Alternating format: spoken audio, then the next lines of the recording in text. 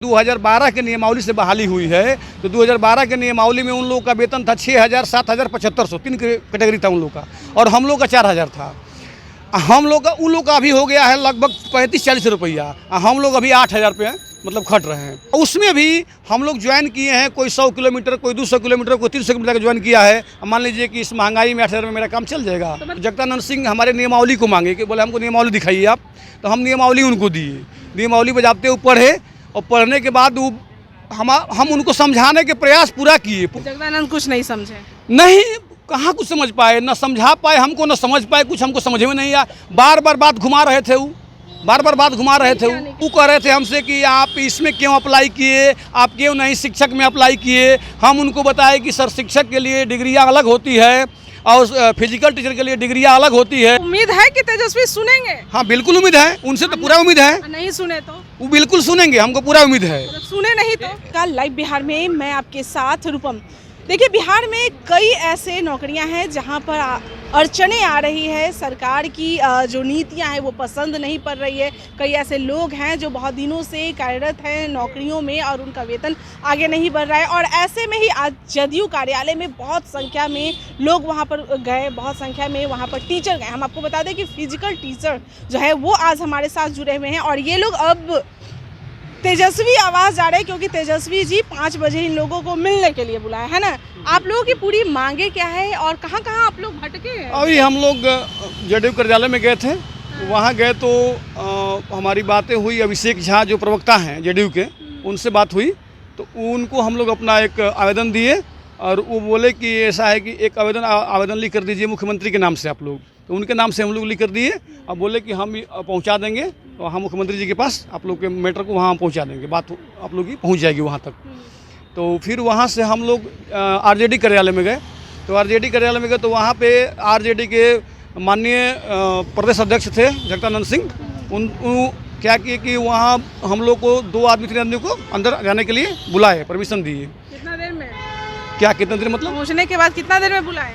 पहुँचे तो हम लोग ज़्यादा समय नहीं लिए, सोचे का बुला लिए।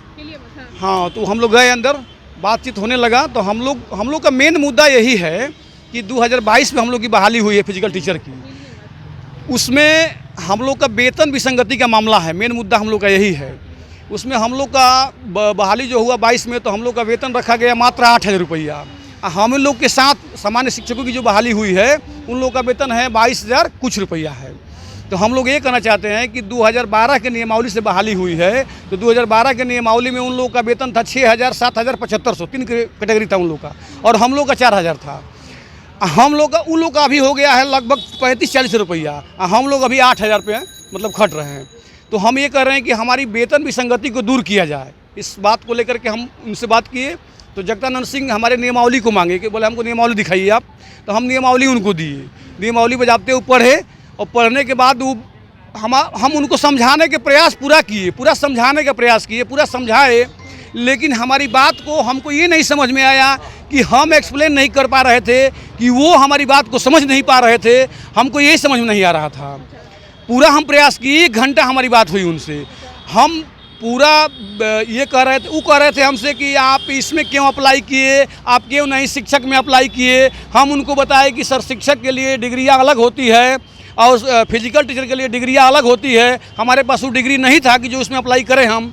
तो वो हमारी बात को समझ ही नहीं पा रहे थे, या हमको घुमा रहे थे बात में, ये हमको नहीं समझ में आ रहा था। 1 घंटा हमसे उनसे बात हुई उसमें, अभी उनके चैम्बर में। जगदानंद कुछ नहीं समझे?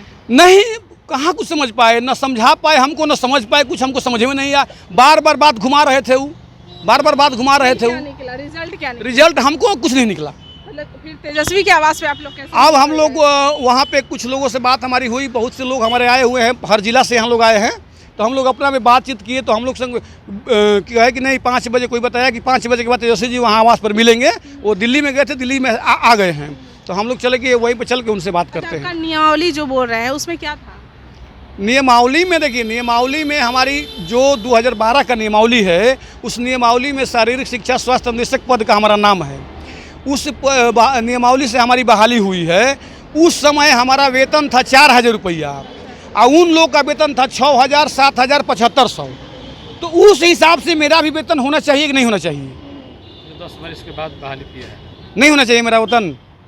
तो यही है। उसमें भी हम लोग ज्वाइन किए हैं, कोई 100 किलोमीटर, कोई 200 किलोमीटर, कोई 300 किलोमीटर का ज्वाइन किया है। मान लीजिए कि इस महंगाई में 8,000 में मेरा काम चल जाएगा। तो मतलब रिजल्ट यही निकला कि जगदानंद कुछ भी नहीं समझे। 1 घंटा आप लोग समझाते रह गए, समझाने का प्रयास किए, जगदा बाबू नहीं समझ पाए हमारी बात को।